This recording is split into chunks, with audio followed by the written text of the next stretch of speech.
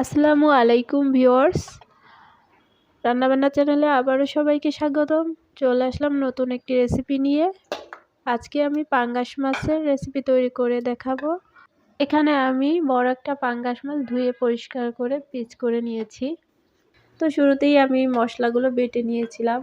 রসুন বাটা, জিরা বাটা, পেঁয়াজ বাটা, কাঁচামরিচ বাটা, এটা আমি পাটায় বেটে নিয়েছি মশলা, যাতে মাছ রান্না করলে খেতে অনেক ভালো লাগে। আর হচ্ছে আমি পেঁয়াজ কুচি বেশি করে দিয়ে দিলাম, বাটা মশলা দিয়ে দিলাম, হলুদ মরিচের গুঁড়া, তেল স্বাদ মতো, লবণ স্বাদ মতো। এখন হাত দিয়ে ভালোভাবে মেখে নিচ্ছি। তো এভাবে পাটায় বাটা মশলা দিয়ে হাতে মেখে মাছ রান্না করলে খেতে খুবই মজার হয়।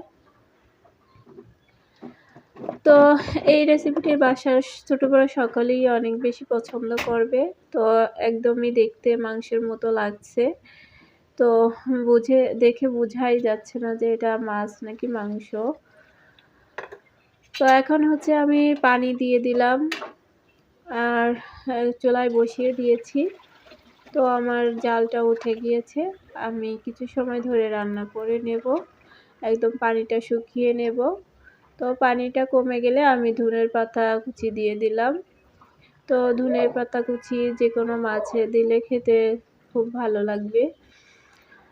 তো আমার মাছের কালারটা বেশ ভালোই লাগছে দেখতে, একদম মনে হচ্ছে যে মাংস রান্না করতেছি। তো আপনাদের কাছে কেমন লেগেছে অবশ্যই কমেন্ট করে জানাবেন।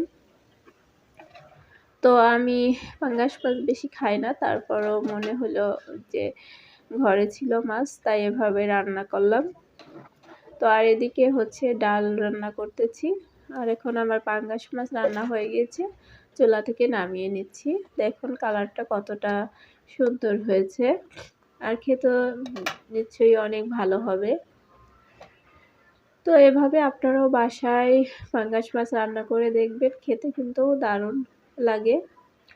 তো আজকের ভিডিওটি কেমন লেগেছে অবশ্যই আপনারা কমেন্ট করে জানাবেন। আর ভিডিওটি যদি ভালো লাগে তাহলে অবশ্যই লাইক, কমেন্ট, শেয়ার করবেন। আর যদি আমার চ্যানেলে নতুন হন তাহলে সাবস্ক্রাইব করবেন। আল্লাহ হাফেজ।